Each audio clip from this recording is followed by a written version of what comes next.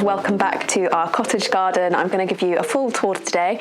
We're coming towards the end of summer now, we're almost in September, and I just wanted to update you on how things have been, how we're going to be putting the garden to bed and what's still looking nice. So we're starting here in our kind of rockery area, and this is our Clematis montana, and in my previous video where I showed you around 2 or 3 months ago, this was a lot smaller and it has successfully covered the wall as I intended it to, and actually needs a little bit of tidying up, but this will look amazing in the spring. Can't wait to see it. And then behind me, our herb garden's really taken off. It's doing really well. Lavender's finished, so I've tidied that up. I've given it a really hard prune, so I'm hoping it will survive, but our problem with it was that it had gotten very leggy from neglect over a long number of years, so we'll see if it responds well to a hard prune, but if not, we may replace the plants. The erigeron is also doing really well. It's covering the steps exactly as we wanted, so that's really good, and it's still flowering, so it's a great thing to have in the garden, especially as we go into this late summertime where there's not too much going on and you're desperate to see flowers, and it's always there. It's a good thing to have. Behind me we have a bed of strawberry plants, and I'm going to tidy these up soon because they're sending out runners. I'm going to be collecting some of the runners to make new plants with and using those in our fruit and vegetable garden. And other than that, I've introduced a couple of laurel hedges on the sides of this part just to keep some privacy in this area, and I've tidied up the hedges a little bit, but there's not too much to do down here. I just kind of wanted to show you. So now let's move up the garden and I'll show you the next section. So here we are in our first bit of lawn, and things are kind of chaotic here. The first reason is because we've got our baby ducks that are just acclimatizing to living outside, so you might be able to hear those underneath me, but they are making the most of this bit of lawn at the moment. So things are quite messy, but we don't mind. It's worth it keeping ducks, and we absolutely love the ducks. I have been making some changes to the beds in this area. So again, I've added some laurel hedges because I realised there's not enough privacy in this area, and I wanted to add sort of an evergreen screen on either side. So I'm going to be working on that, and as I get paid, I'll probably buy more of these hedges and make this area feel more secluded, because as you can see, the fences are quite low compared to the height of people's houses and windows and things, and it wasn't really something that we were comfortable with, so that's what we've been working on here. It has also meant that I've had to move around some of the plants in this border. I've added a few things in as well. So it was my birthday at the beginning of August, and I went to the garden centre and I bought some tree mallows, some perovskia, a hybrid between a hollyhock and possibly a tree mallow, but it's a hybrid of a hollyhock of some sorts, and it has a really long and strange name that I can't remember, but it's meant to be a more bushier hollyhock and less tall. So I've put 4 of those in, and they're a really gorgeous soft pink purple colour. Moved a few of the roses around, but eventually this area should look a lot more full and also a lot more private as well. I wanted to show you Olivia Rose Austin because it's doing what may be its last flush of flowers. We might get another one as we move later into September, but these are just as impressive as they were when they did their first summer flush, and I absolutely love this plant. It's incredible. It just gives so much, and to be able to come out into the garden in September and see something like this is amazing, because this time of year is not my favourite, if I'm honest. You can see they're dropping a lot of petals. Yeah, so I just want the garden to be as full of flowers as possible, and this is something that helps achieve that in these kind of barer months. Same with our other roses. Compassion's having another flush of flowers now, and then as we move up the garden I can show you a few more. But this is very much like still a work in progress. We've done a lot of changes since I last showed you round, but I'm hoping next year this will look full, private, and much better than it looks now. I'll now move into the next garden and show you around there. So you can notice that the grass is starting to recover from the really horrible heat wave that we've had here. Things were looking very brown, very yellow, very dead. We've had a small amount of rain, not enough. I don't think we've had enough to completely revive the garden, but it's starting to look a bit better. But you can see it's quite patchy. There's a bit of straw-looking grass and some dead plants around, but we've done our best to look after it. And I've been tidying up this area, so I've trimmed the box hedge, and I'm working on getting this into a neat circle, but I think it's going to take a few years. When we moved in, it was very much closer to a rectangle, but kind of out of shape because no one had been trimming it. So over the last couple of years I've been making it closer to a circle, and we're getting there. It looks better now, but not completely spherical. I've also added a couple of hydrangeas into this garden, and those were more plants that I got for my birthday. So we've got 2 of these silver dollar hydrangeas, and miraculously they survived the heat wave. I was coming out here and watering them in the night because that's the best time to water in the summer months, and they look quite well. A few of the flowers have singed. And I also moved our magnolia tree into this area when I was rearranging the first bit of garden. So things have all been moved around, and again, hopefully next year they'll start to bulk out and look really luscious, and we'll have a few more flowers in this area. That's something I've talked about before. It's a little bit plain in this garden, and I want to add a little bit more life to it, but it is quite shady. And excitingly, soon I can work on the crocus lawn again. So probably around October, November time, I'll start doing my bulbs. If I get really excited, I might start at the end of September, but there's a few more crocuses that I want to add to this area. And I will link to my crocus lawn video so you can have a look at what that looks like. But there were a few patches and I've got a vague memory of where I need to fill those in. So I'm going to order some Pickwick crocus bulbs and be planting those in the next couple of months. And I'll definitely make videos about that. So if you're interested in that, do give us a subscribe. And I think that's more or less everything for this area. So now I'll show you the next part of the garden. There's finally signs of life in our dahlia patch. So this one here is Wizard of Oz, and this is the first time I've grown Wizard of Oz, but I've wanted to for a long time. It's a really lovely flower, pale pink with a yellow centre. And then I've also got things like lavender perfection, pink perfection, white perfection, a couple of mystery ones, and one of them's turned out to be a really hot red dahlia that I don't like at all. So I will probably discard that one or give it to someone after I lift these out, but I'm really excited to see the others. They've starting to get buds on them now, so it shouldn't be long. And then behind me I've added some Japanese anemones and a climbing hydrangea, and these are things that should do okay in the shade. So what we want to do is screen this trellis to give us a bit of privacy between our garden and next doors, and also fill out the beds here. But the problem is this is a shadier kind of border in summer when these trees above us have leaves, but they are deciduous trees, so there's quite a lot of sun here in the earlier months of the year. But it's good to see the dahlias and good to know that this bed is going to start to make some progress, because it's something that we've neglected for a while.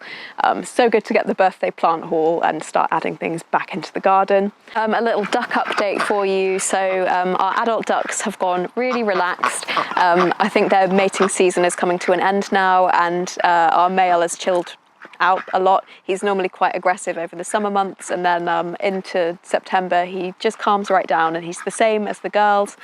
They're a little bit sheepish at the moment just because the fox has been back to the gardens. We know it comes down and looks at them. It hasn't managed to break into their cage, but we have to be super careful when we know it's around, and we supervise them when we're free ranging them. We actually did free range them for a couple of years, and then the fox learnt that they were out here, and now we have to be so much more careful because we did lose one, and last week our neighbours lost their chickens to the fox as well, so we know it's visiting the gardens.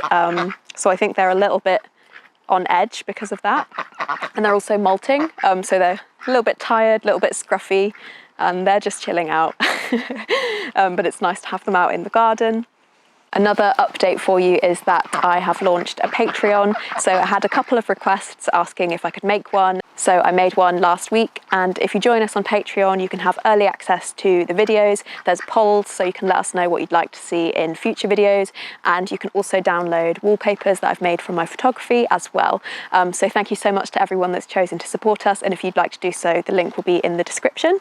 But back to the garden, I've been tidying up these borders so they're on the emptier side, but anything that's gotten really leggy or the seed heads have appeared, I've been cutting it back. Saved a few seeds from things like the hollyhocks, and I have actually added a couple of bits here and there. So I've added a hosta and a couple of ferns, again, that I got on my birthday garden centre trip.